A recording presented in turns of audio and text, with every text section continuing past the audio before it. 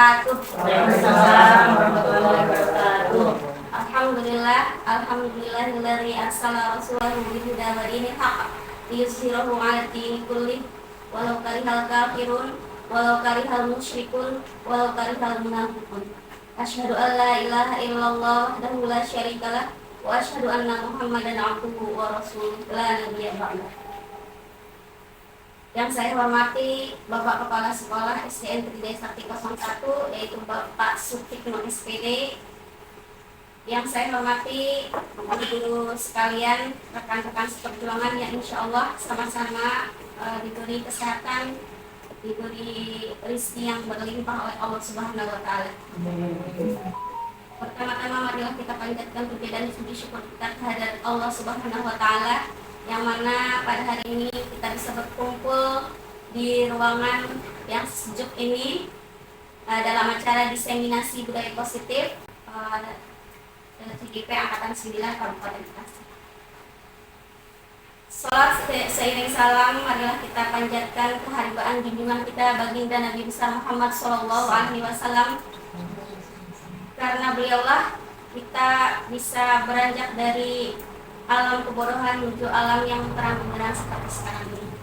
Saja ya Bu, pemaparan ya, yang akan disampaikan oleh saya sendiri. Bismillahirrahmanirrahim. Berdiri ya Bu ya? Iya.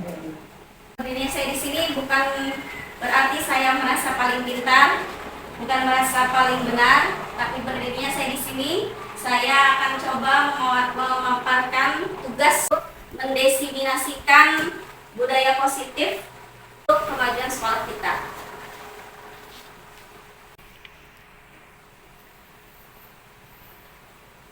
Adapun agenda kita pada hari ini yaitu yang pertama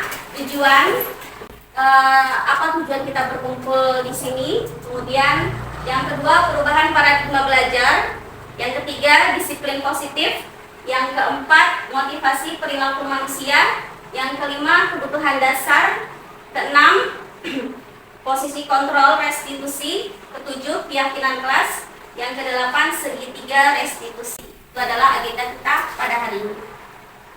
Lanjut ya.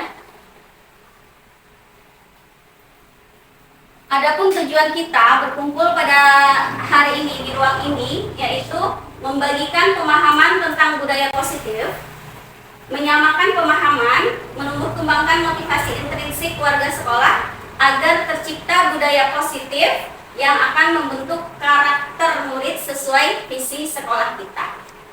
Apa Bu visi sekolah kita? Bisa itu apa? Mewujudkan murid yang merdeka, B-nya berakhlak, I-nya inisiatif, S-nya smart, A-nya adabnya. Berarti visi sekolah kita adalah mewujudkan murid merdeka yang berakhlak, inisiatif, smart, dan adaptif. TDS 01 bisa. Yes. Oke, terima kasih semuanya.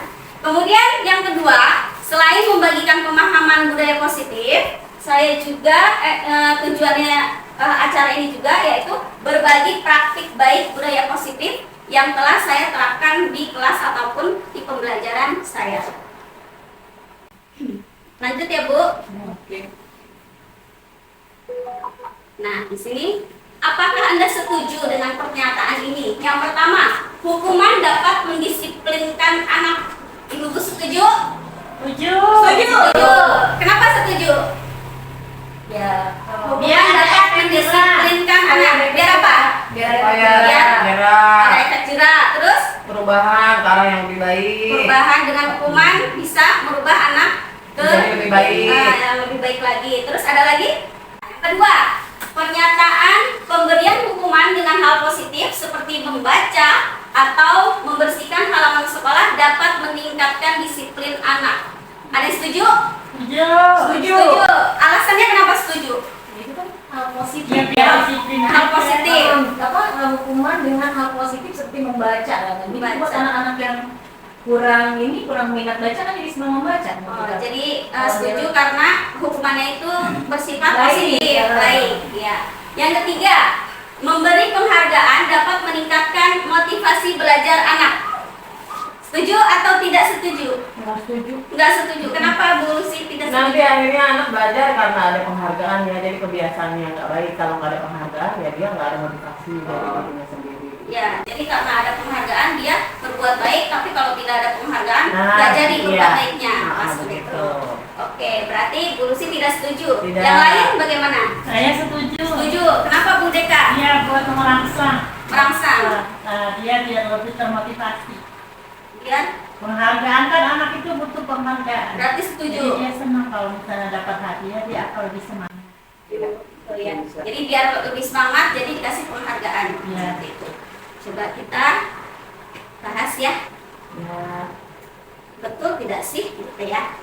Nah, kalau kata Alfikon, baik penghargaan maupun hukuman adalah cara-cara mengontrol perilaku seseorang yang menghancurkan potensi untuk pembelajaran sesungguhnya. Kenapa nih kok bisa menghancurkan potensi kalau kata Alfikon? Karena apa? Pertama, penghargaan ataupun hukuman ya, kalau dilakukan secara terus-menerus, penghargaan ya, pertama penghargaan. Kalau dilakukan seperti tadi ya, betul Bu Lucy. Kalau penghargaannya mungkin kalau awalnya masih bisa, kalau dilakukan secara jangka pendek Ya. boleh. Tapi kalau misalnya dia dilakukan secara terus-menerus lagi dan lagi, berarti dia akan menghancurkan potensi untuk pembelajaran sesungguhnya. Kenapa dikatakan seperti itu? Karena nanti yang timbul adalah motivasi ekstrinsik dari luar. Jadi dia nggak belajar sebenarnya. Kenapa? Karena dia mau melakukan sesuatu yang baik karena ada Pasangan. iya ada penghargaan itu, karena mau dikasih hadiah, dikasih uang atau mau dikasih pujian seperti itu. Jadi tidak ada apa dari dalamnya gitu. Iya. Jadi dia tidak betul-betul belajar sendiri. Iya. Sama juga dengan hukuman. Hukuman juga menghancurkan potensi untuk pembelajaran sesungguhnya. Jadi dia mau melakukan hal-hal baik karena dia mau melakukan ini terus biar nggak dihukum. Jadinya ada faktor ekstrinsik. Jadi tidak tumbuh dari diri dia sendiri. Kata Alfi Kon ya. Lanjut ya Bu, sampai sini paham Bu? Nah, ini ya, perbedaan hukuman dan konsekuensi. Tadi hukuman, kenapa tidak boleh diberikan hukuman? Karena yang pertama, sesuatu yang menyakitkan. Ya, kalau kita kasih hukuman, berarti kita telah menyakiti anak tersebut.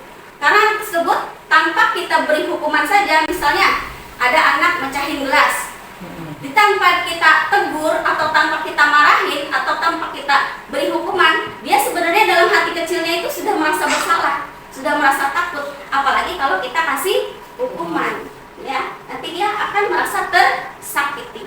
Yang kedua, akan membuat sakit fisik maupun hati anak untuk jangka waktu yang lama. Mungkin kita kalau habis ngomelin, kita udah selesai gitu, tapi si anak yang kita omelin, yang kita kasih hukuman, ini nanti akan tersakiti jangka panjang seperti itu. Mungkin sampai dia dewasa, sampai dia besar, dia masih teringat kata-kata kita yang menyakitkan atau hukuman kita yang bisa menyakitkan dirinya.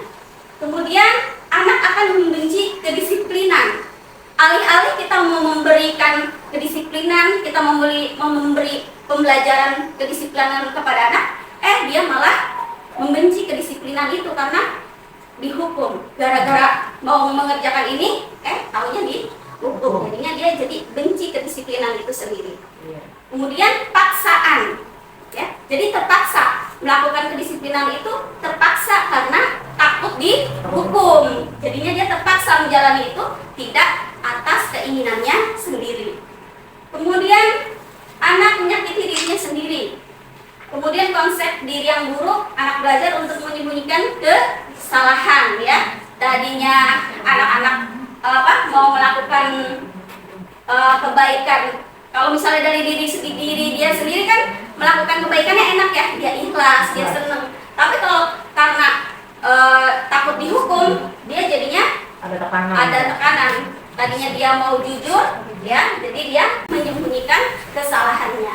Iya. Terus marah, ya. Hukuman juga bisa membuat anak marah, rasa bersalah, dipermalukan, rasa tak dihargai juga, ya. Jadi anak itu bisa jadi marah habis dihukum, bukannya dia sadar, tapi dia malah marah, ya. Dia malah merasa dipermalukan, malah jadi akan timbul dendam, ya. Jadi karena hukuman yang kita berikan, dia malah menjadi dendam, gitu. Bukannya malah menyadari kesalahannya. Lanjut ya Bu, sampai sini paham ya?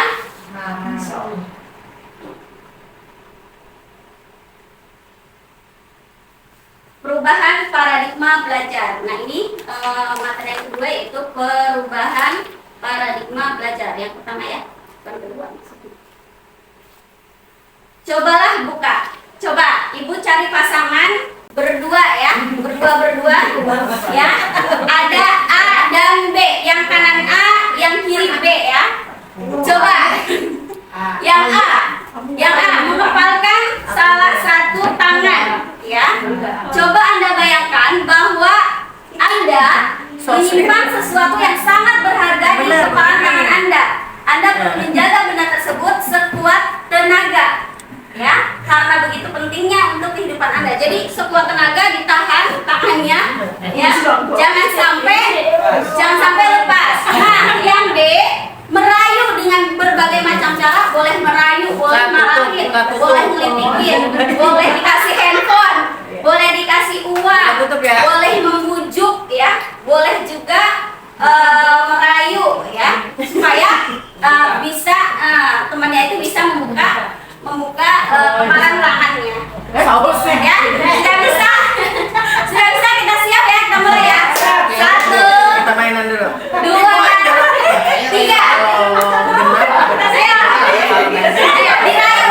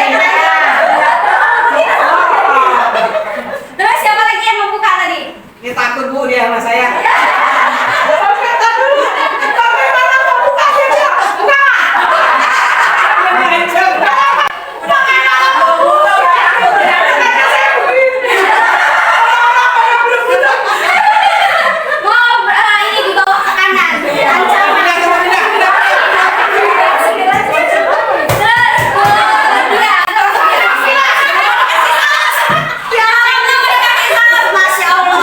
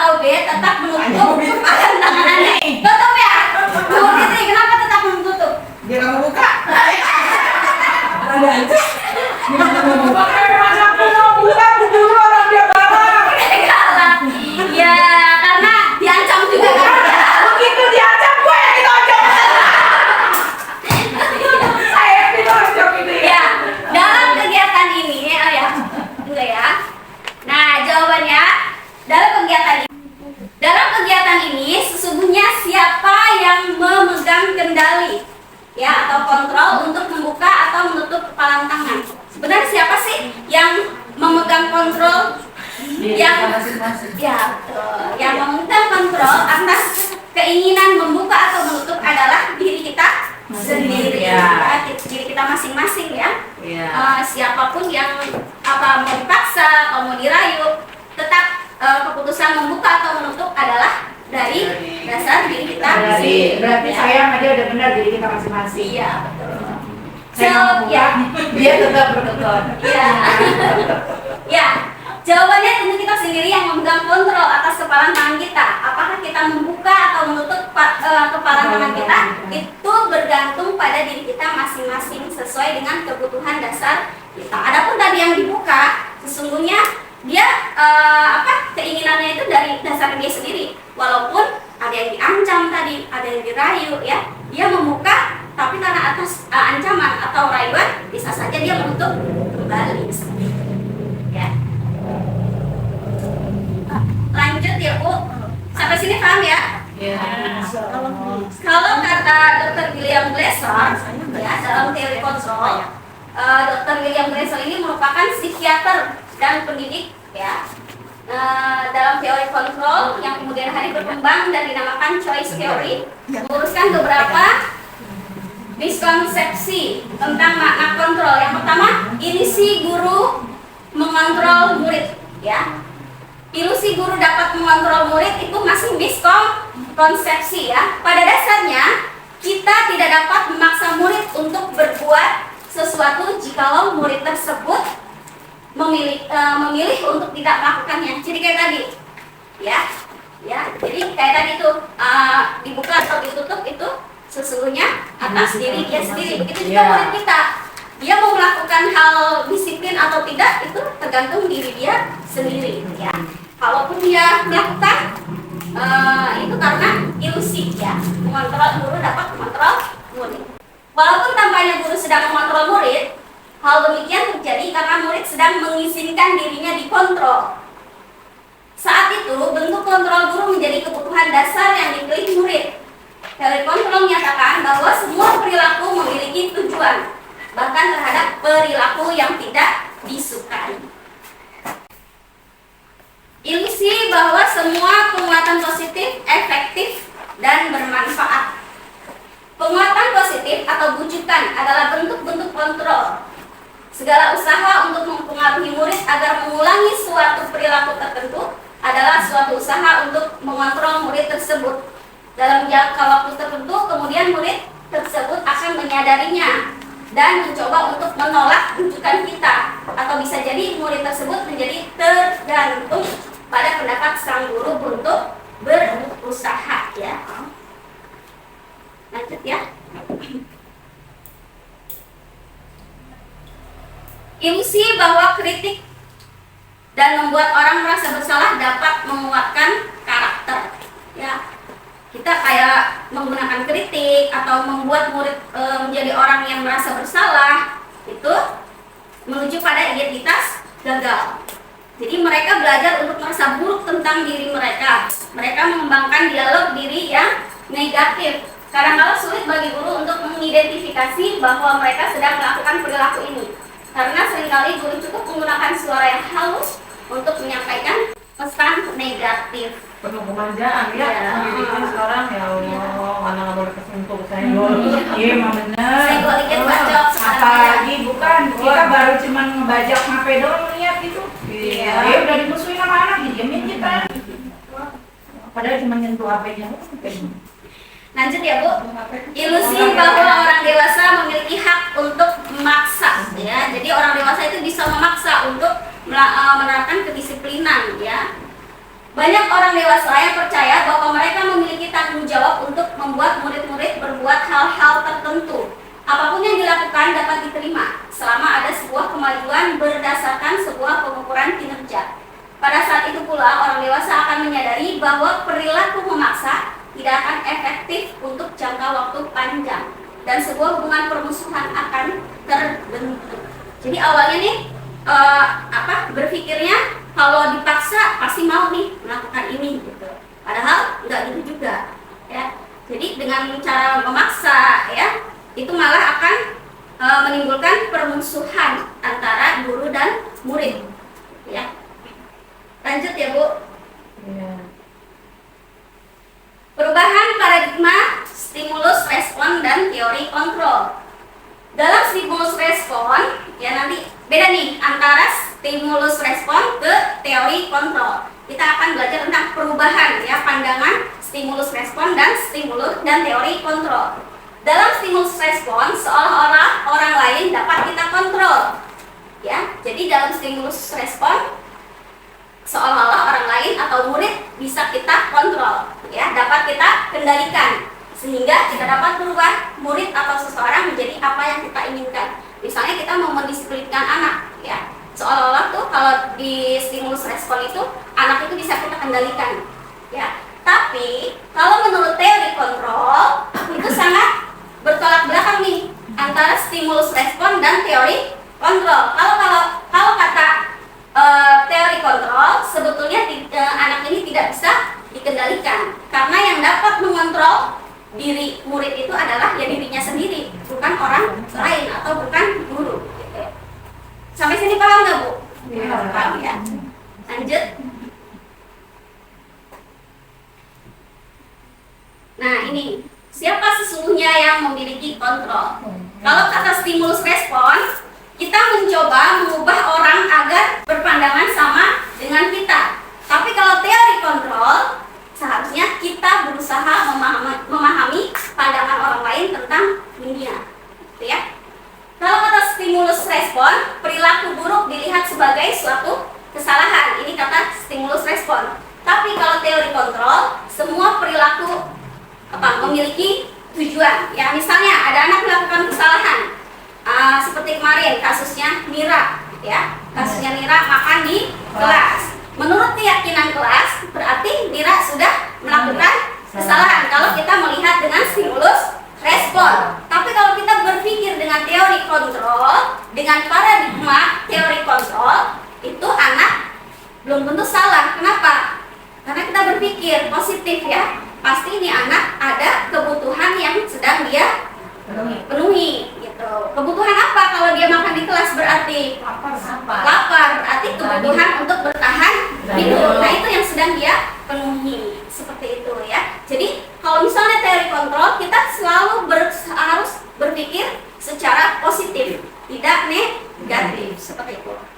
Jadi punya tujuan gitu ya. Anak-anak ada tujuan. Iya, ada tujuannya. Pasti setiap anak melakukan hal-hal yang negatif, dia ada kebutuhan yang sedang dia tutupi. Ada kebutuhan gagalnya, yaitu kebutuhan hidupnya. Ada capernya kali. Ya. Kemudian kalau stimulus respon, orang lain bisa mengontrol saya. Tapi kalau teori kontrol, hanya saya yang bisa mengontrol diri saya. Seperti itu, ya. Kemudian, kalau kata stimulus respon, saya bisa mengontrol orang lain. Tapi kalau teori kontrol, saya tidak bisa mengontrol orang lain. Jadi bertolak belakang. Ya. Jadi kita ini belajar tentang perubahan cara pandang kita dari stimulus respon ke teori kontrol. Jadi biar kita tidak selalu ketika anak melakukan kesalahan atau berbuat negatif, kita tidak selalu berpikir negatif atau berpikirnya salah murid itu. Tapi kita harus tahu, oh ada kebutuhan yang sedang murid berusaha tutupi gitu, memenuhi kebutuhannya. Sampai sini paham Bu? Paham perbedaannya. Ya, perbedaannya. Ini kan ini kita suruh belajar dari stimulus respon menuju teori kontrol. Jadi ada kekurangan dan ada kelebihannya di Ya. ini. Berarti stimulus respon itu yang seperti sekarang berarti ya yang masih kelihatan Ya. banyak kita alami. Jadi lebih baik kemana? Teori kontrol. Oh, Teori kontrol. Ya. Karena teori kontrol itu kita selalu berpikir positif. Seperti itu. Sampai sini paham? Ya. Nah, kita lanjut pada pembahasan selanjutnya, yaitu disiplin positif. Ketika mendengar kata disiplin, apa yang terbayang dalam benak kita, dalam pikiran kita? Datang tepat waktu. Datang tepat waktu. Ada yang lain? Tata tertib. Tata tertib. Ada yang lain? Aturan. Aturan. Disiplin itu aturan. Datang tepat waktu. Tata Pembiasaan. tertib. Pembiasaan. Ada lagi Bu? Ada lagi? Hal yang menakutkan bagi Hal yang menakutkan. Disiplin Sebagai guru. hal yang menakutkan. Hukuman. Hukuman, ya. Biasanya kata disiplin itu sering dihubungkan dengan hukuman. Kenapa? Ya,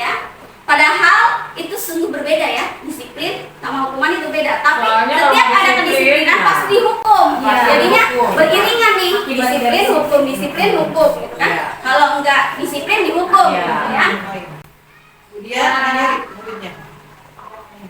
Karena belajar tentang disiplin positif tidak harus dengan memberi hukuman. Justru itu adalah salah satu alternatif terakhir harusnya hukuman itu.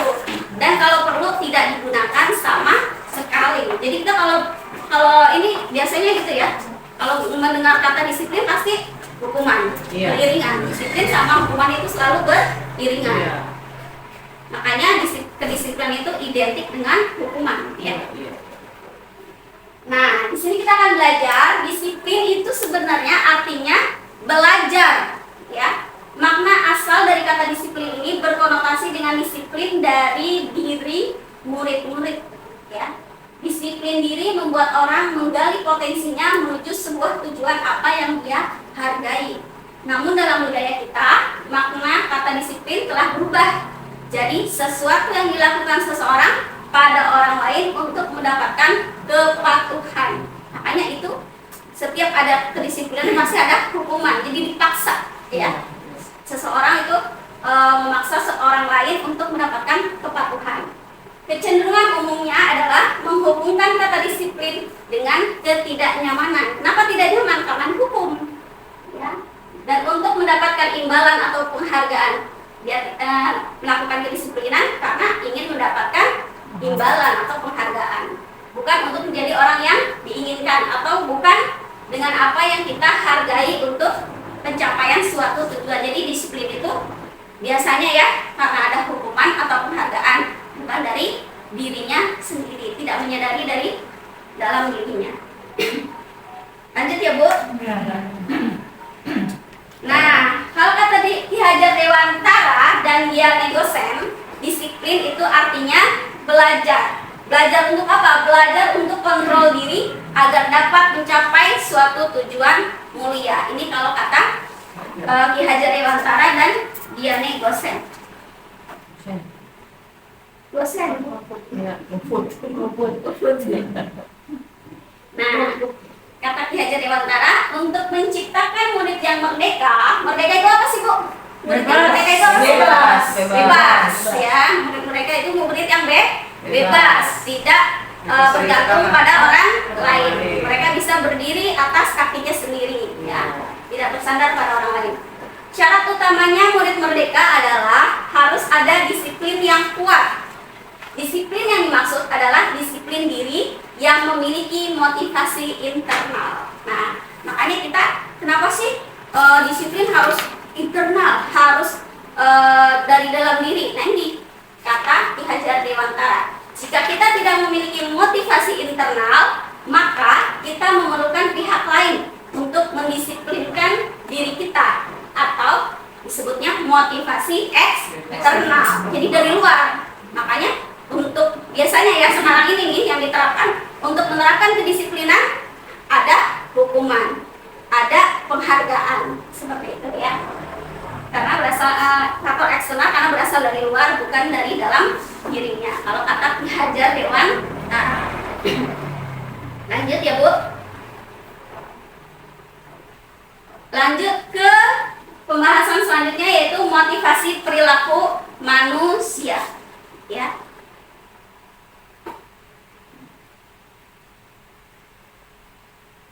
Nah, ini dia Gosen nih orangnya.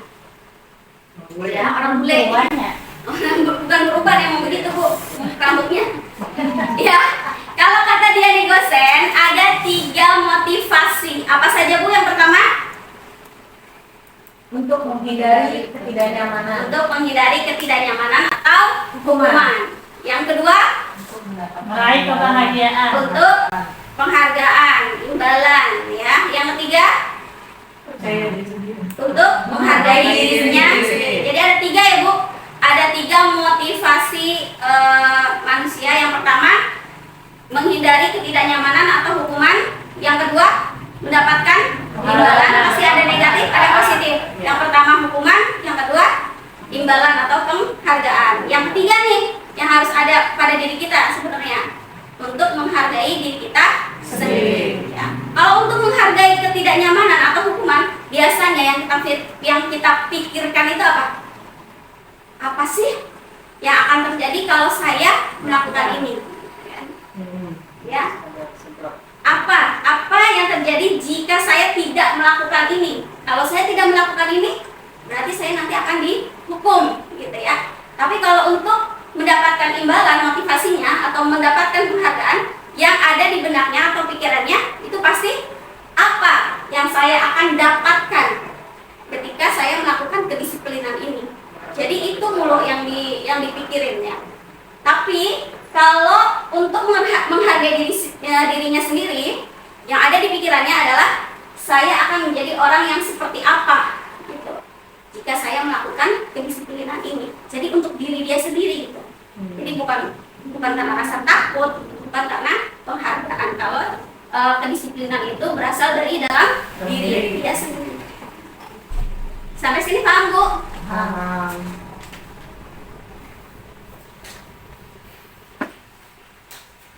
Selanjutnya, materi tentang kebutuhan dasar manusia. Ya.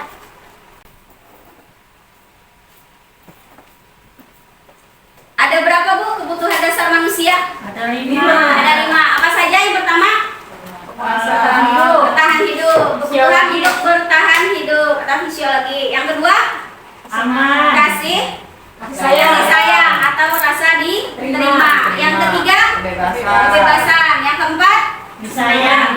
kesenangan.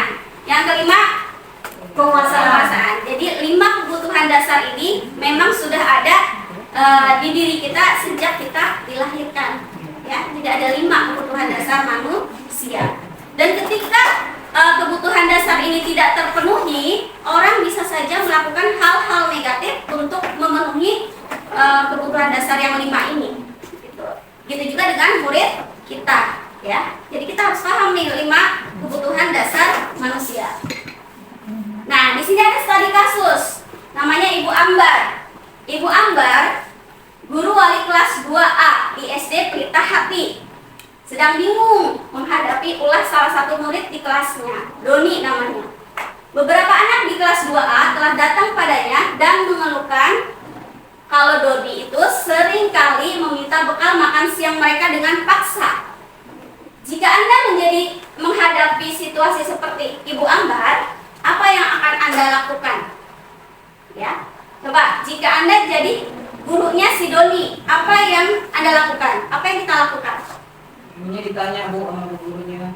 Doni ditanya sama gurunya. Kenapa suka? Oh nanya, gurunya nanya sama Doni kan yang Kenapa Doni suka minta bekal makan siang dengan punya temannya? ya dipanggil dulu nih si Doni, ya. Tanyain. Ditanyain dulu. Terus ada lagi yang lain? Iya, saya panggil Doni. Doni saya panggil. Kalau saya jadi guru Doni saya panggil. Saya ajak dialog dari hati ke hati. Oh ada. Ada dia mau mengungkapkan gitu. Apa sih Oh, yang cerita. dia? Apa sih motif dia itu berperilaku seperti itu? Jadi kita gali, kita cari tahu. Oh mungkin tadi kan kita belajar kebutuhan dasar 5 barangkali ada dari 5 itu yang Doni tidak ada gitu, tidak terpenuhi, makanya Doni melakukan tingkah seperti itu. Ada lagi Bu? Ada lagi yang lain? Doninya dihukum Oh langsung dihukum Doninya. karena sudah Tanpa ditanya dulu langsung dihukum karena dia udah langsung. Nah, tapi kan dia bisa ngeles. Doni ngeles sekarang. Kemudian menurut Anda kira-kira apa alasan Doni melakukan hal itu? Coba Bu Mama. Menurut Anda kira-kira apa alasan Doni melakukan hal itu? Karena lapar mungkin. Karena lapar. Gak dikasih ini, Iya, dia dari gak bawa bekal dari Dari rumahnya. bekal.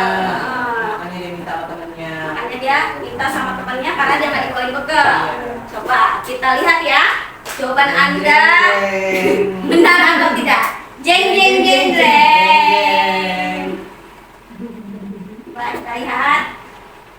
Ya, Ibu Ambar sebaiknya mencari tahu alasan Doni melakukan tindakan tersebut. Kenapa mencari tahu? Agar mengetahui kebutuhan mana yang sedang berusaha dipenuhi oleh Doni. Berarti tadi jawabannya benar ya, ditanya dulu ya, biar tahu Ibu Ambar alasannya kebutuhan apa nih yang sedang ditutupi, yang sedang berusaha dipenuhi oleh Doni. Ya, coba kita lihat jawaban Doninya ya.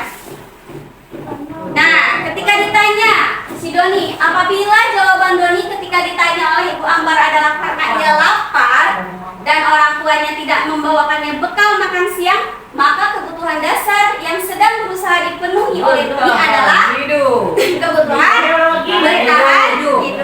Iya. Tapi kayak sekarang masih bawa nasi. Iya. Alasan gengsi. Bawa nasi kan hari ini bawa nasi nih. DMS. Iya. Terus tadi ada yang nggak bawa. Guru pagi nggak bawa. Terus saya langsung nanya, kalau saya nanya nggak saya panggil, saya biarin. Dia belajar berani di muka, Iya. di bersama-sama saya tanya, kenapa Fadli tidak bawa? Terus, yes, kenapa kamu yes? Iya. Bilang nggak bawa. Karena dipoin sama Karena guru ya. Terus enggak, sekarang kamu bawa jajan, bawa uang jajan tidak bawa. Oke, sekarang kalau bawa uang jajan, nanti pas jam ini kamu beli nasi goreng. Tidak boleh nih, udah nih. Berarti kebutuhan apa yang Doni sedang memenuhi? Berusaha itu Fadli ya, saya. Ya Fadli ya. Fadli ya. Ya mungkin dia bisa saja Dari lima kebutuhan dasar tadi. mungkin bisa aja dia sengaja, sebenarnya dia udah tahu, Ya. biar dia sengaja nggak usah nggak aku bawa gitu. Biar diperhatiin sama kalian. Berarti Doni itu sedang memenuhi kebutuhan rasa ingin diperhatikan. Berarti rasa kasih sayang. Seperti itu. Mungkin Tapi dia sama ibu gurunya dipertegas lagi. Iya. Ya. Bukan dicuekin, justru mengajarkan kedisiplinan. Iya. Berarti kan dia satu lalai. Iya. Dia sengaja karena tugas itu sudah diberikan, kecuali ibu guru tidak memberikan informasi, itu salah di gurunya. Tapi ketika guru sudah memberikan informasinya dengan matang bahwa mama hari ini bawa program kegiatan makan nasi ya dengan cara program 5 apa sehat 5 sempurna gitu kan. Kemudian ini gitu kan. Jika memang ada salah satu yang dia tidak perhatikan, salah satunya tidak hanya dia malas, mungkin aja orang tuanya tidak memperhatikan, atau mungkin orang tuanya lalai, atau mungkin satu juga malas, ribet, asal pacaran 5 sempurna, belum nyari susu, nyari telur, nyari ini, ada juga yang begitu. Nggak mau ribet ya. Iya, bisa kayak gitu. Sebenarnya ada di gurunya juga nggak apa-apa kayak tadi saya lakukan, bawa tidak bawa. Terus tadi bilang, yes, jadi dia merasa senang dengan tidak membawa, berarti kan dia dengan unsur sengaja. Iya, sengaja dia ingin cari perhatian. Ya, cari perhatian sama saya, tapi ternyata sama ibu gurunya perhatian itu ini loh, gue kasih seperti ini. Ternyata dia ada rasa ini juga. Karena nggak boleh dong seperti itu. Ya, 100 terima meter. kasih. Mana 100 meter? Ya, terima kasih Bu Haji atas atas best practice-nya ya. Tepuk wow coba untuk Bu Haji Endah. Tepuk wow. Huruf W, huruf O, huruf W. Wow. Coba sekali lagi. Tepuk wow. Huruf W, huruf O, huruf W. Wow. Gitu ya. Ya. Kemudian lanjut ya Bu. Apabila Doni menjawab bahwa alasannya mengambil bekal temannya karena dia merasa senang temannya jadi memperhatikan dia, ya. Jadi memperhatikan dia. Ketika temannya melaporkan tindakannya itu pada gurunya dan gurunya memberitahu orang tuanya sehingga orang tuanya jadi memperhatikan dia, maka kebutuhan dasar yang sedang dipenuhi Doni adalah kebutuhan apa Bu? Kasih Kasih sayang dan rasa diterima. Ya. Lanjut. Nah, sekarang apabila jawaban Doni adalah dia merasa hebat, ya, karena temannya jadi takut dengan dia dan menuruti keinginannya, maka sebetulnya Doni sedang berusaha memenuhi kebutuhan dasarnya. Apa Bu? Kekuasaan. Kalau dia ingin merasa dipandang merasa hebat, maka dia kekuasaan. Jadi ingin menguasai seseorang. Puas gitu kan. Jadi makanya dia pengen Yes. yes, ya. Saya rasa yes, ya. Lanjut. Kenapa Fadli kok yes? Ayam berpakaian telepon. Ya, lanjut ya. Apabila jawaban Doni dalam kasus di atas adalah bahwa dia merasa bosan, jadi kalau dia merasa bosan dengan bekal makanan yang dibawakan ibunya dari rumah, karena ibunya selalu membawakan bekal yang sama. Oleh karena itu, dia ingin mencoba makanan teman-temannya yang beraneka ragam. Maka Doni sedang berusaha memenuhi kebutuhannya akan apa Bu? Kebebasan. Dia merasa kebebasan. Lanjut ya. Nah, apabila Doni menjawab ia melakukannya karena iseng, ya biasanya anak-anak kan iseng ya, yang ngambil karena iseng aja, dan ia menikmati atau dia tuh senang ya dengan keisengannya itu, melihat dia tuh senang melihat ekspresi wajah teman-temannya yang kesel. Ya ada orang tuh yang kayak gitu ya, kesel melihat, merasa senang kalau melihat orang lain kesel karena diambil makanannya dan menurut dia ekspresi teman-temannya itu lucu. Ya ada ya orang kayak gini ya, merasa senang kalau melihat temennya kesel karena dia lihat itu orang yang kesel itu lucu kata dia ya. Maka berarti Doni sedang berusaha memenuhi kebutuhannya yaitu kesenangan, kepuasan, kesenangan ya. Ya suka nonton kartun kali itu Bu.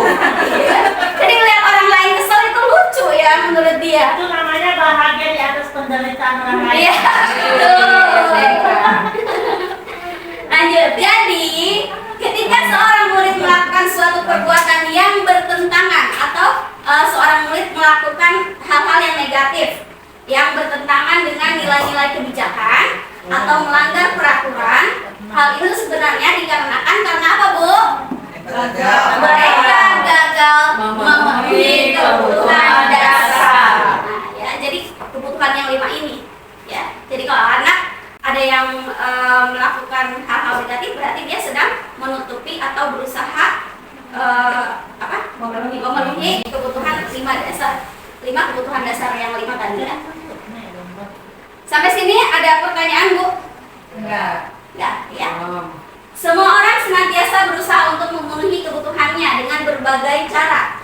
Bila mereka tidak bisa mendapatkan kebutuhannya dengan cara yang positif, mereka bisa melanggar peraturan atau melakukan hal-hal yang tidak sesuai dengan nilai-nilai kebajikan. Jadi bisa aja mereka melakukan hal-hal negatif untuk itu tadi ya, memenuhi kebutuhan dasar mereka. Lanjut. Ice breaking. Yo, berdiri semua, Bu. Berdua. Ya. Mana tak? Lanjut. Yang semangat ya, Bu, biar melek. Sudah siap, Bu? Siap. Ikuti.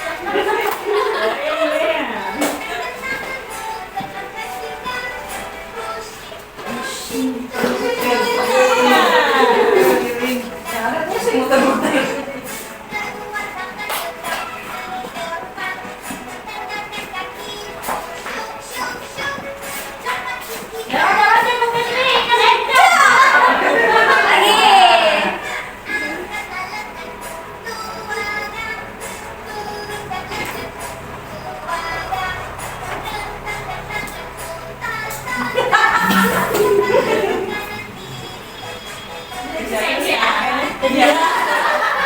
Baru mau ngomong ya. Lak nyampe tingkat itu. Iya, semangat.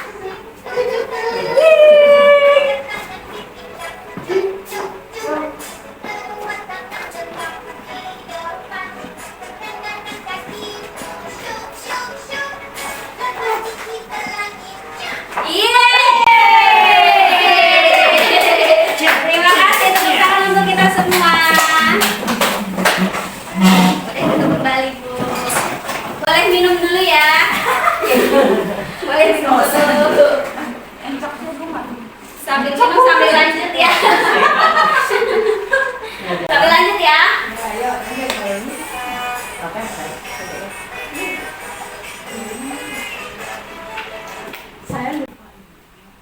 Nah, kita ke pembahasan selanjutnya yaitu posisi kontrol apa, Bu? Restitusi. Ada yang sudah paham dengan kata restitusi? Belum ya? Sering dengar tapi nggak tahu artinya Bu saya. Oh iya, nanti kita bahas bersama-sama ya. Ada 5 posisi kontrol kita sebagai guru ya dalam menerapkan restitusi. Yang pertama sebagai penghukum. Yang kedua sebagai apa, Bu? Yang kedua tentang membuat rasa bersalah. Yang ketiga teman, posisi teman, guru sebagai teman. Yang keempat sebagai pemantau. Yang kelima sebagai pengikut. Jadi ada berapa posisi kontrol kita sebagai guru? Yang pertama penghukum, kedua rasa bersalah, ketiga teman, keempat pemantau, yang kelima manajer. Ini harus kita pahami ya, 5 posisi kontrol kita sebagai guru dalam menerapkan segitiga restitusi. Yang pertama sebagai penghukum, ya. Siapa nih di antara kita yang biasa menjadi ini penghukum?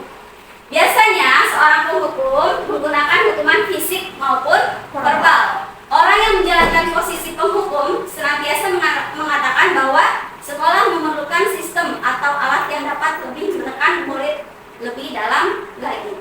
Guru-guru yang menerapkan posisi penghukum akan berkata, apa yang dikatakan oleh seorang penghukum, Bu? Kamu ya. Kamu ya dengan nada tinggi ya biasanya ya. Tonasinya tinggi. Patuhi aturan saya atau awas. Ancaman. Ya, ancaman ya. Bernada ancaman. Kamu selalu saja salah dengan tekanan yang tinggi atau pelototan ya. Dengan cara melototin. Guru seperti ini senantiasa percaya hanya ada satu cara agar pembelajaran bisa berhasil, yaitu cara dia sendiri ya. Lanjut. Nah, penghukum biasanya itu bahasa tubuhnya, matanya melotot. Ya. Terus apalagi, Bu?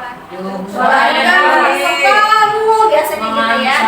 Mengancam, membentak, lap pinggang ya. Kata-katanya terlambat lagi, pasti terlambat lagi. Selalu datang terlambat. Kapan bisa datang tepat waktu? Itu sambil melotot sambil nadanya tinggi. Awas ya, mau dikerjakan. awas ya, kalau nggak dikerjakan ya, awas. Awas ya. Ada awas-awas. Ya, tapi kalau kita bertindak sebagai penghukum, apa yang akan kita hasilkan? Murid seperti apa yang nanti akan kita dapatkan? Ya, kemungkinan murid itu akan marah dan mendendam atau bersifat agresif. Bisa jadi sesudah kembali duduk, murid tersebut akan mencoret-coret bukunya atau meja tulisnya. Lebih buruk lagi, sepulang sekolah murid melihat motor atau mobil bapak ibu gurunya dan akan menggores kendaraan tersebut dengan paku ya. Jadi habis dihukum bukannya malah menyadari kesalahannya, tapi malah mendendam, malah marah. Saya Bu, kayak dia dari kempes kan motor saya Bu. Ya, ada tempat Spion saya Bu, spion saya kebalik Bu. Iya, makanya mulai sedikit demi sedikit dikurangi ya, sampai akhirnya dihilangkan mungkin ya Bu. Bisa kayaknya Bu. Kemudian posisi yang kedua apa, Bu? Membuat rasa bersalah. Pada posisi ini biasanya guru akan bersuara lebih lembut. Pembuat rasa bersalah akan menggunakan keheningan yang membuat orang lain merasa tidak nyaman, bersalah atau rendah diri. Sama Bu, berarti posisi pembuat rasa bersalah juga Ngomong keras tidak. aja nggak didengar Bu, apalagi ngomong lembut Bu. Iya, keras aja nggak didengar ya, apalagi lembut ya. Ya, guru yang menerapkan posisi pembuat rasa bersalah akan berkata lemah lembut. Apa yang dikatakan oleh guru sebagai pembuat rasa bersalah? Contohnya, Kamu kenapa? kenapa? Ibu sangat kecewa dengan sikap kamu. Ada masalah gitu ya. Apa sih kamu suka bikin ibu marah?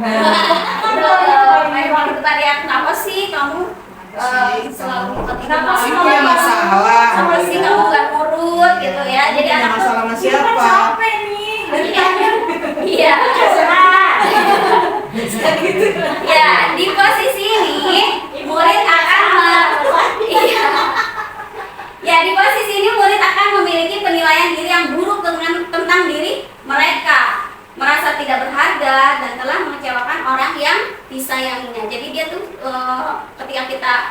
membuat mereka merasa bersalah, mereka akan menilai dirinya itu tidak berharga, ya.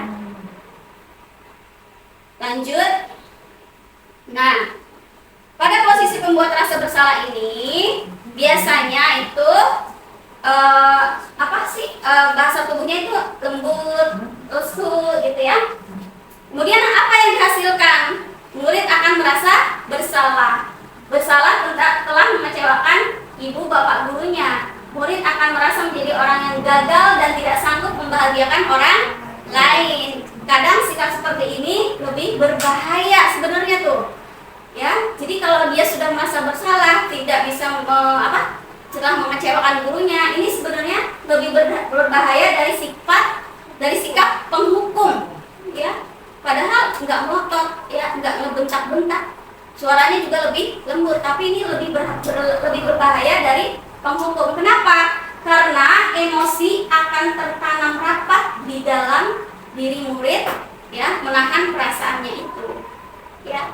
Jadi tidak seperti murid dengan guru penghukum, di mana murid bisa menumpahkan amarahnya, jadi langsung gerakan fisik, ya, kalau dihukum.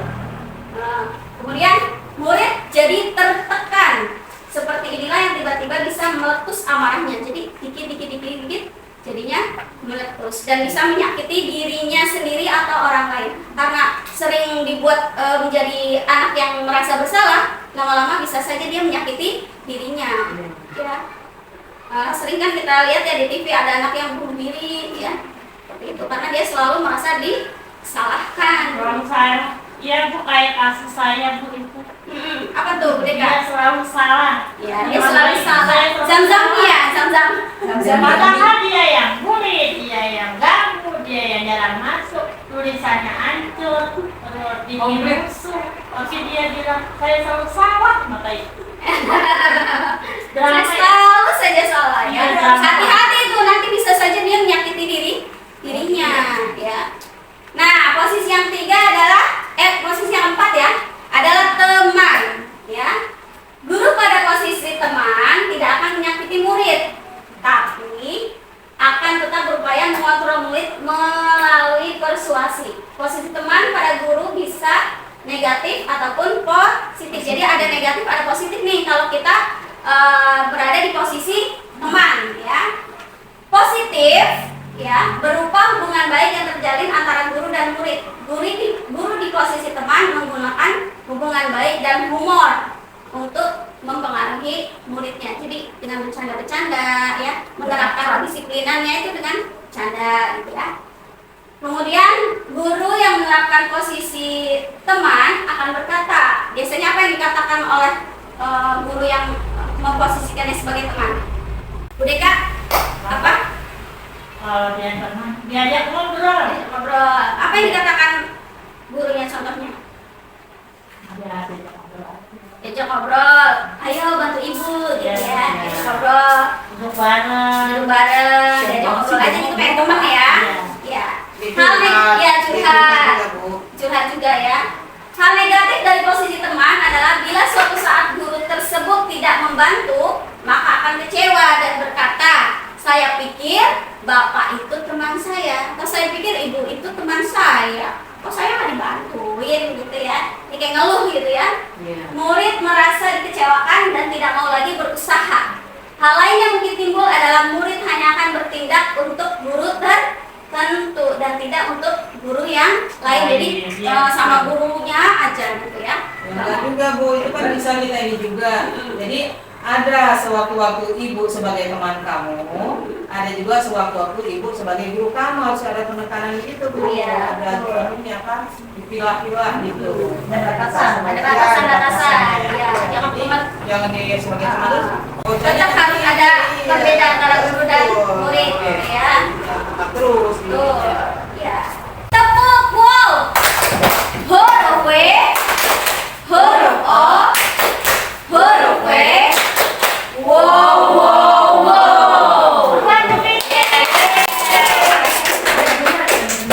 Kan saya guru ini. Favorit. Bukan guru favorit, guru tradisional. Guru favorit ya. Nah, posisi teman biasanya akrab.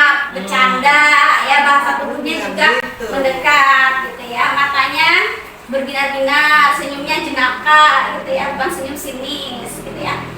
Murid yang dihasilkan merasa senang, akrab dengan gurunya, ya. Kemudian bila ada masalah dia merasa bisa mengandalkan gurunya, itu tidak curhat ke yang lain-lain atau bersikap negatif. Lanjut ya Bu. Lanjut ke posisi pemantau.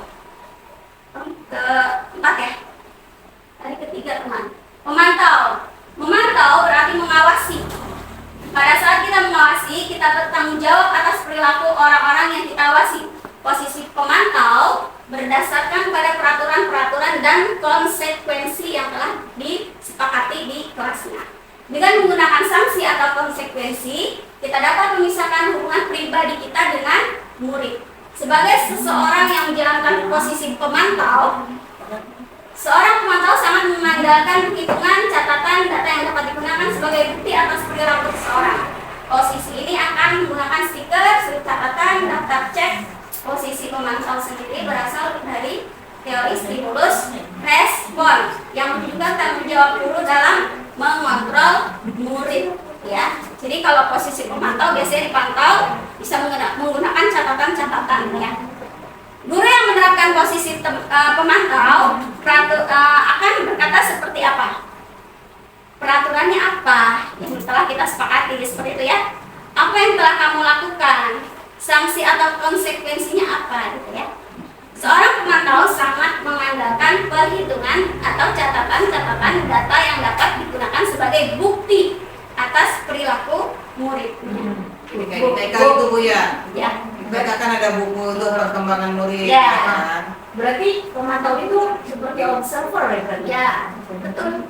Observer menggunakan Catatan, ya, data-data. Jika dia melakukan kesalahan, nanti dipanggil Ya, dengan kata-kata yang tadi. Lanjut ya. Biasanya pemantau ini suaranya datar, bahasa tubuhnya yang formal. Seperti gini, guru.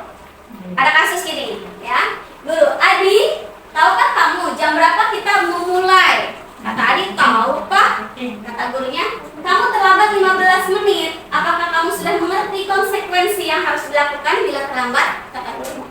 Kata Adi, paham Pak. Saya harus tinggal kelas pada jam istirahat nanti dan mengerjakan tugas ketertinggalan saya. Ini konsekuensinya. Jadi dia karena terlambat 15 menit, jadi dia harus tinggal 15 menit lagi di kelas, ya, untuk mengejar ketertinggalannya. Kata guru, iya benar.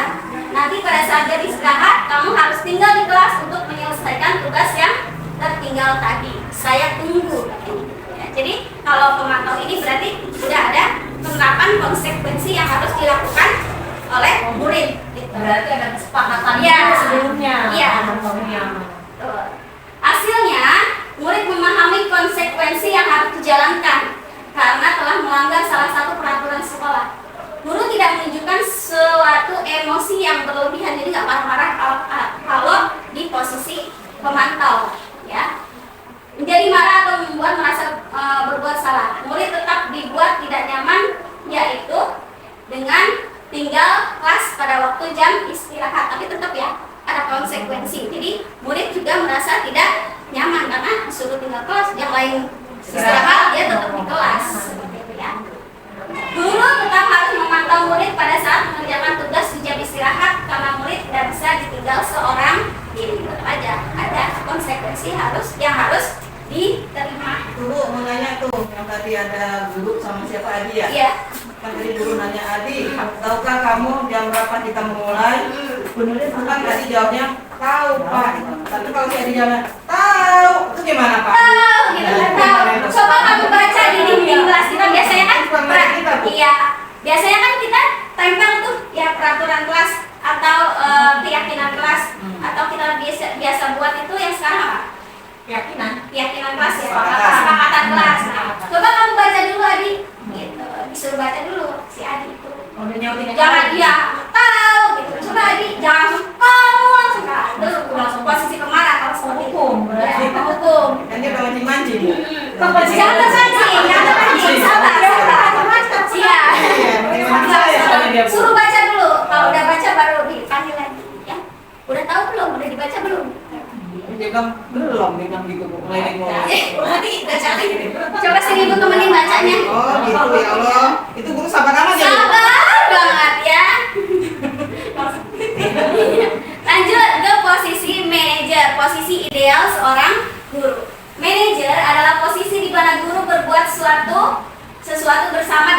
murid, jadi dilakukan bersama-sama nih, ya. Kemudian mempersilahkan murid mempertanggungjawabkan perilakunya, mendukung murid agar dapat menemukan solusi atas permasalahannya sendiri.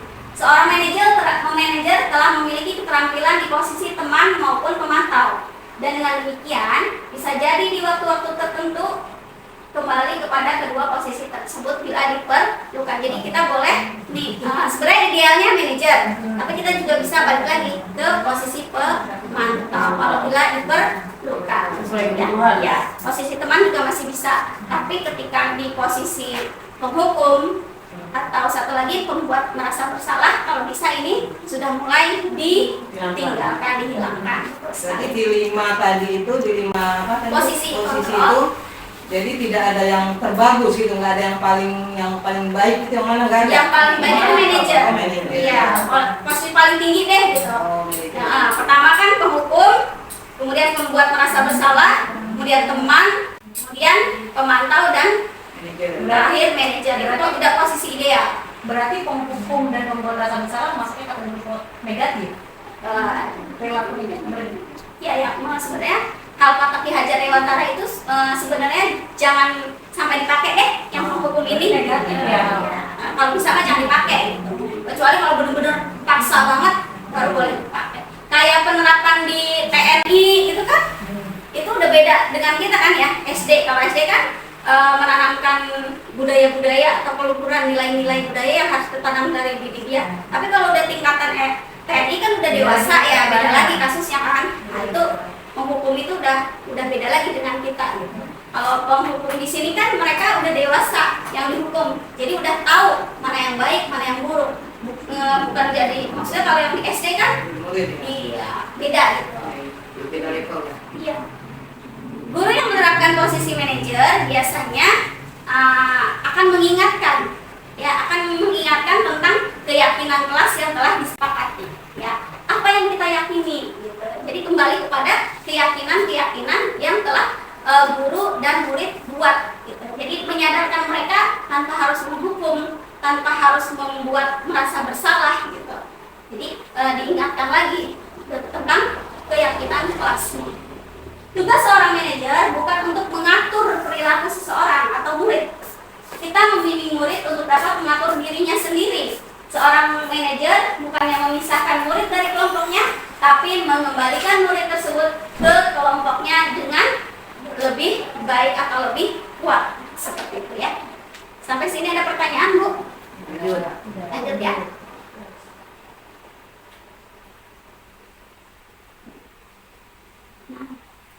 Biasanya manajer ini suaranya tulus, bahasa tubuhnya tidak kaku, mendekat pada murid, ya. Studi kasusnya ada guru nih, kata gurunya, "Adi, apakah kamu mengetahui jam berapa sekolah dimulai?" Kata Adi, "Tahu, Pak, jam 7." "Ya, jadi kamu terlambat. Kira-kira bagaimana kamu akan memperbaiki masalah itu?" Nah, jadi nggak diomelin, tapi ditanya dulu, kira-kira bagaimana kamu memperbaiki masalah ini, gitu. Jadi ditanya solusinya, ya solusinya itu dari diri dia sendiri, dari diri murid, bukan dari guru, ya. Kalau kata Adi, saya bisa menanyakan teman saya, Pak, untuk bacaan tugas tertinggal. Ya, ya. Jadi dia kan tadi terlambat ya. Kira-kira bagaimana kamu akan memperbaiki masalah ini? Kata Adi, saya bisa menanyakan teman saya. Yang kecil itu. Kata gurunya, baik, itu bisa dilakukan. Apakah besok akan ada masalah? Untuk kamu agar bisa ada tempat kamu ke sekolah? Dia nanya lagi, biar dia nggak terlambat lagi tuh mana?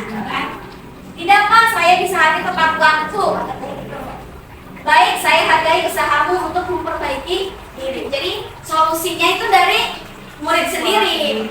Jadi si murid yang melakukan kesalahan, murid juga yang menemukan solusi atas masalahnya itu. Ya, Jadi jadi untuk kelas tinggi, Bu. Kalau untuk kelas rendah gimana, Bu? ya sama di. Iya, ini pengertiannya sama mungkin. Tapi kan bahasa ini kita kan ya. kalau bahasa nah, di sini berarti tugas guru bagaimana mengolah pertanyaan supaya anak-anak itu bisa mengakui kesalahannya, menyebutkan solusinya. Jadi olahan pertanyaan gurunya yang membuat anak itu mengeluarkan kata-kata tadi ya. Oh ya salah ini saya mau memperbaiki ini gitu. Jadi kitanya nih punya peran berarti guru ya, punya peran memberikan pertanyaan-pertanyaan yang memancing mereka mau mengeluarkan kata-kata itu berarti. Hebat Lulu, tepuk hebat, hebat hebat, hebat hebat, hebat. Sekali lagi, tepuk hebat, hebat hebat, hebat hebat, hebat. Ya lanjut ya. Pada posisi manajer, suara guru sebaiknya tulus, tidak perlu marah, tidak perlu meninggikan suara. Lanjut ya.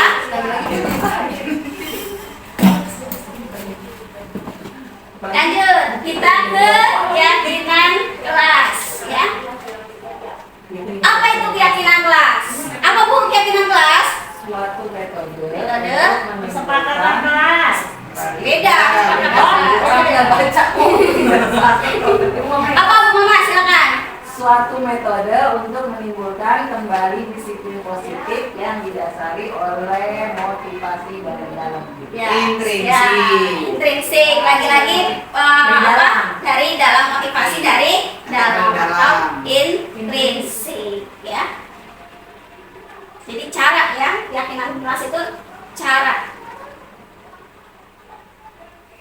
Nah, kenapa sih harus membuat keyakinan kelas? Kenapa? Pentingnya menciptakan keyakinan kelas tidak hanya mempengaruhi hasil akademik siswa, tetapi juga membentuk karakter murid sebagai individu yang berintegritas, berani, dan berempati.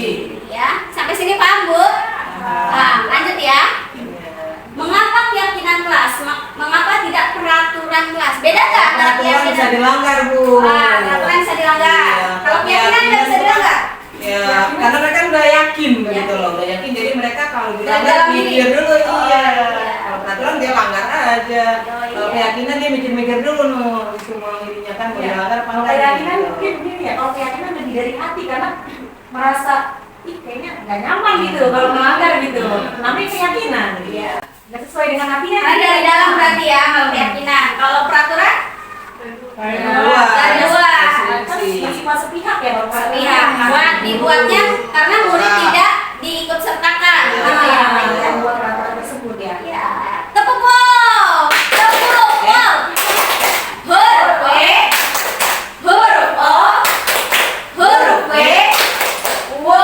Wow. Sepertinya sudah mulai ini ya, sudah mulai paham, sudah mulai biasa ya. Dengan motivasi intrinsik ya. Ibu enak ngajarnya Bu, muridnya kan pinter-pinter. Iya, betul. Di balik guru yang pintar, ada murid yang pintar. Nah, tuh, peraturan kelas biasanya dibuat oleh guru saja. Tuh tadi ya. Sedangkan keyakinan kelas dibuat bersama antara guru dan murid. Jadi ada keterikatan nih kalau keyakinan kelas. Sebagai pendidik, yang ingin dicapai dari sikap menumbuhkan disiplin kepada murid adalah murid melakukan apa Bu? Kedisiplinan atas dasar pemahaman dari dirinya sendiri, sehingga menjadi suatu pembiasaan yang dilakukan dan akan melekat menjadi suatu karakter yang baik Hidup. ya dan bermanfaat bagi kehidupannya baik lahir maupun batin. Ya, lanjut ya Bu.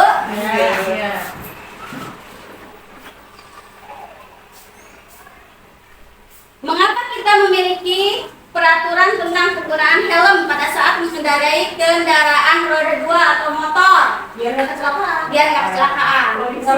Ditilang. Nah, ditilang. Berarti kalau ditilang intrinsik apa ekstrinsik motivasinya? Ekstrinsik karena dari luar, karena takut ditilang ya. Tapi kalau takut kecelakaan, Keyakinan dari hati. dari hati. Intrinsik. Intrinsik, betul. Yang kedua, mengapa kita memiliki peraturan tentang penggunaan masker dan mencuci tangan setiap saat? Karena takut virus kesehatan berarti ya, keyakinannya tentang kesehatan berarti itu faktornya intrinsik apa Intrinsik. Berarti dari dalam diri. Ya. Menekankan pada keyakinan seseorang akan lebih memotivasi seseorang dari dalam.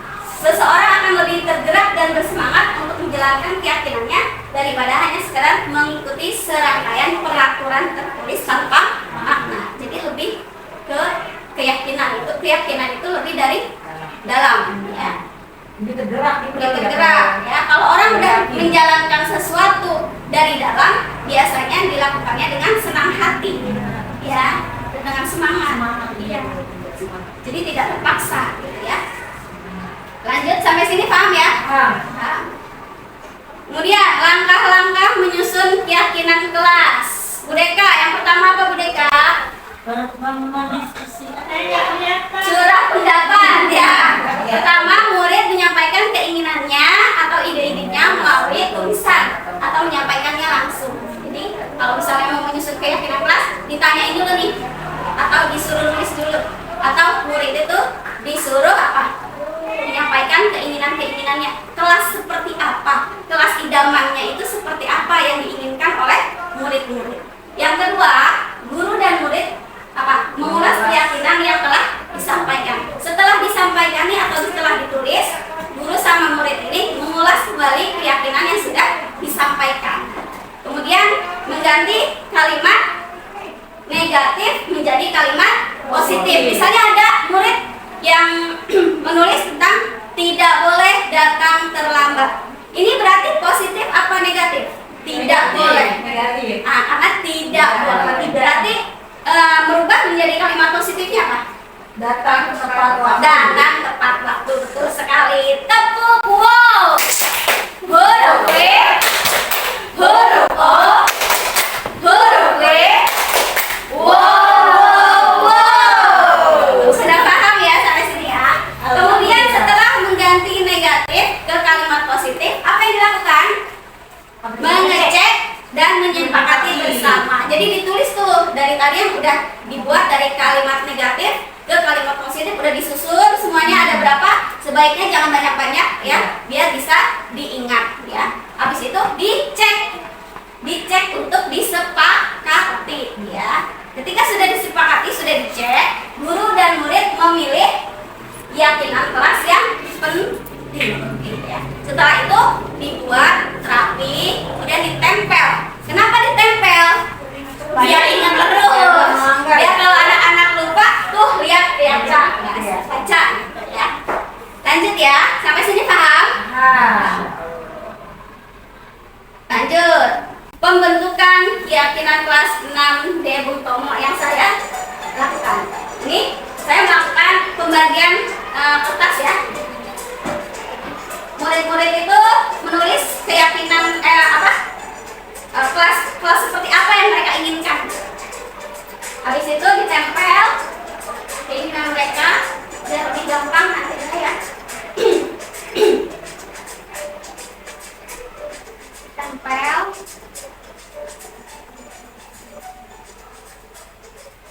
Nah, ini guru dan murid mengulas kembali keinginan warga kelas yang telah disampaikan. Jadi setelah mereka menyampaikan, ditempel, kemudian bersama-sama ya, guru sama murid itu mengulas keinginan murid dan guru.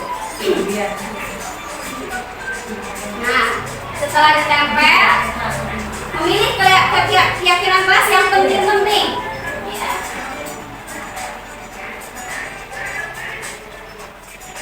Nah, di situ mengganti kalimat negatifnya menjadi kalimat positif. Kayak tadi, masih ada yang tidak boleh datang terlambat. Kemudian diganti.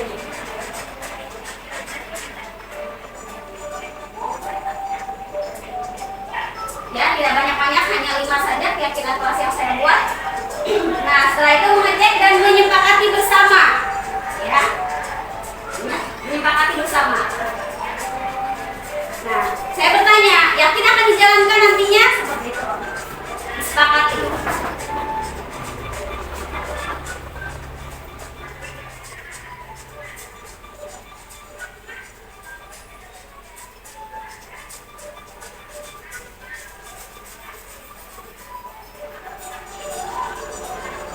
Jadi Kalau keyakinan itu harus 10 aja yang baca atau Ya, maksimal kebanyakan kalau lebih dari 10 biar gampang ingat. Kalau misalnya sudah tertanam, yang misalnya buat keyakinan 5, dalam keyakinannya 5. Nah ini kalau sudah tertanam, sudah membudaya, bisa diganti ditambahnya.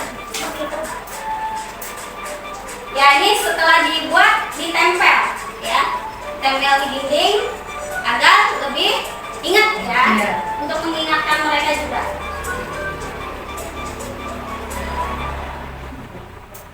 Ya. Selanjutnya adalah segitiga restitusi, ya Bu. What do you think segitiga restitusi? Apa yang Anda pikirkan tentang segitiga restitusi? Tadi pertanyaannya Bu Fitri ya. Restitusi adalah proses menciptakan kondisi murid untuk memperbaiki kesalahan mereka. Jadi proses menciptakan kondisi murid untuk memperbaiki kesalahan mereka sehingga mereka bisa kembali pada kelompok mereka dengan karakter yang lebih kuat. Jadi proses menciptakan anak yang tadinya salah, ya membuat kesalahan, menjadi anak yang tidak bersalah dengan keyakinan yang dia sendiri, dengan keyakinan yang dia temukan sendiri dari dalam dirinya. Ya, dengan cara apa restitusi? Dengan cara berdialog antara guru dan murid agar dapat menghasilkan murid yang mandiri dan bertanggung jawab. Jadi restitusi itu dilakukan oleh guru dan murid yang melakukan kesalahan. Kalau anaknya tidak melakukan kesalahan, tidak usah direstitusi, ya. ya Bu, kalau semua yang nggak salah juga ditanya semua. Iya, betul. Bagus. Restitusi membuat restitusi membuat murid menjadi lebih memiliki tujuan, disiplin positif, dan memulihkan dirinya setelah berbuat kesalahan. Tujuannya apa? Tujuan restitusi. Melalui restitusi, ketika murid berbuat salah, guru akan menanggapi dengan cara yang memungkinkan murid untuk membuat evaluasi internal. Jadi mereka membuat kesalahan, mereka yang menemukan solusinya sendiri dari dalam diri sendiri, ya. Tentang apa yang dapat mereka lakukan untuk memperbaiki kesalahan mereka dan mendapatkan kembali harga dirinya, ya. Lanjut sampai sini ada pertanyaan, Bu? Lihat ya. Mengingat diri kita nih. Kalau kata Nabi, kullu bani Adam khata'un wa khairul khata'ina tawwabun. Setiap manusia memiliki kesalahan. Orang bersalah yang paling baik adalah orang yang bertaubat. Yang kedua, menurut Robert Zolik ya, kita semua pasti pernah melakukan kesalahan.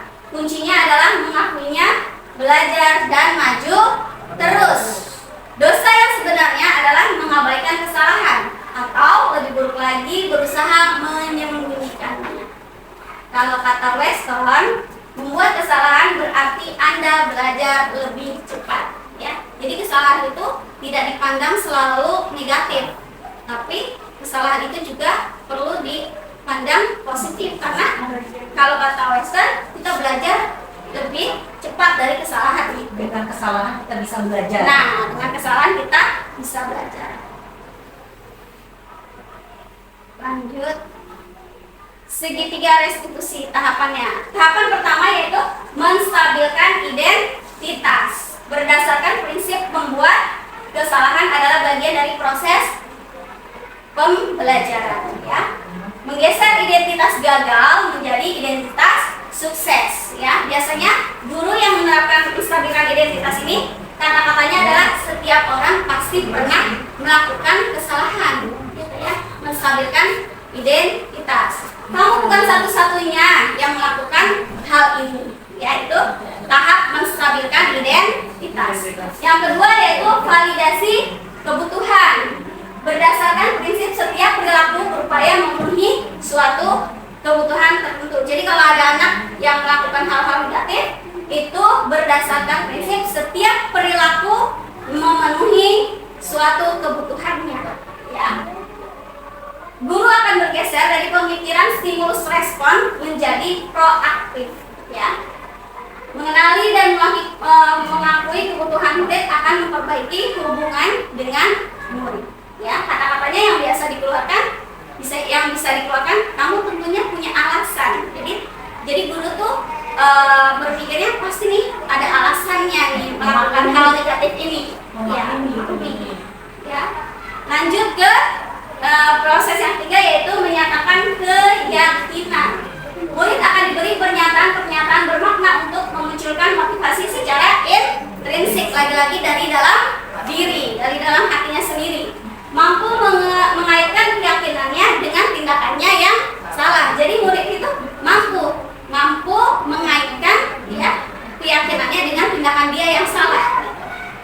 Yang dikatakan guru dalam menyatakan keyakinan biasanya ya, nilai-nilai apa yang telah kita sepakati gitu ya. Kamu ingin menjadi orang seperti apa? Kalau menanyakan keyakinan. Nah, ini pengalaman penerapan segitiga restitusi di kelas saya. Beneran nggak nih? Nadila sering datang terlambat. Nah, ini Nadila sering datang terlambat.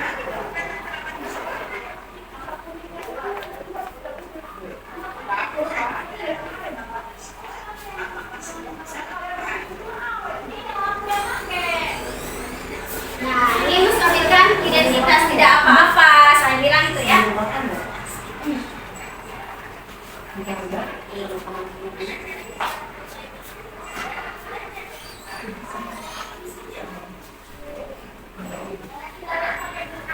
ini validasi tindakannya ya. Menurut Nadila,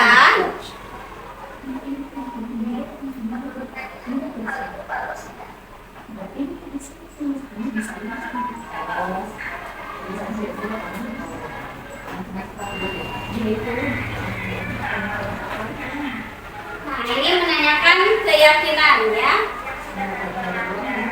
Restitusi yang ketiga.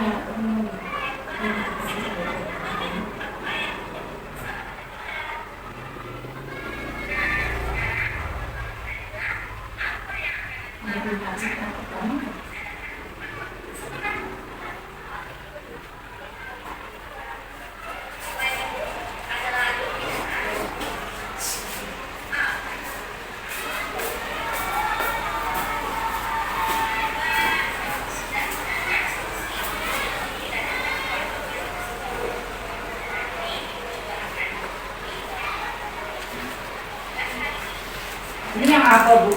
Perbaikan Bu Nuril. Yang perbaikan apa? Ya, ini tentang segitiga restitusi. Oh Ya, kemudian selanjutnya penerapan budaya positif yang telah saya lakukan. Yang pertama kebiasaan 5S, salam, senyum, sapa, sopan santun.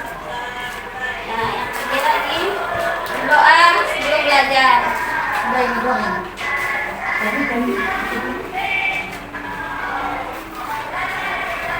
Zikir ya, baca zikir sebelum belajar. Nah, ini sholat duha setiap hari untuk kelas 6 dan setiap hari Jumat untuk kelas 1, 2, dan 6 di lapangan sekolah. Kalau kelas 6 hari Senin sampai Sabtu di musola. Labs ya, lihat, ambil, buang sampahnya. Zero waste, anak-anak membawa tempat bekal masing-masing dari rumahnya untuk mengurangi sampah.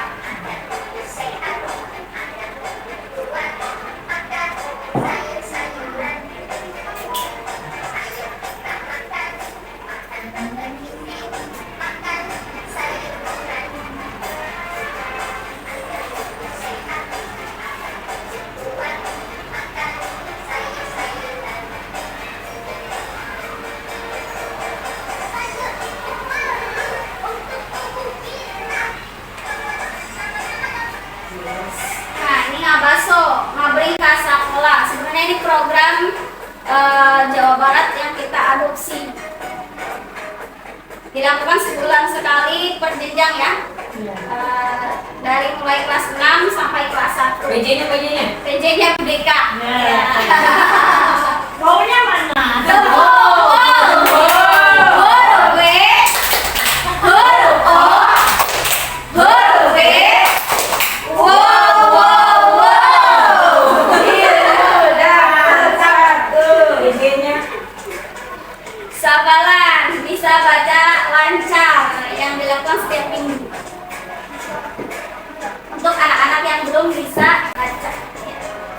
Ya, terima kasih untuk semuanya. Demikian diseminasi kali ini, semoga bermanfaat. Tepuk tangan untuk kita semuanya. Sampai sini ada pertanyaan? Ya, alhamdulillah. Hari ini merasa senang? Iya. Apa pelajaran yang bisa ibu-ibu dapatkan dari diseminasi ini? Banyak. Tidak boleh menghukum lagi. Apa lagi? Caranya saya mendapatkan tepuk wow. Oh, ya, tahu. Menangani anak dengan restitusi. Oh, menangani anak dengan restitusi, ya, tanpa harus menghukum atau memberikan konsekuensi, ya. Tapi kita bisa melakukan restitusi atas kesalahan anak-anak atau murid kita dengan mencari solusi dari diri anak tersebut. Jadi melakukan kesalahan dan menemukan solusinya, itu tujuan restitusi.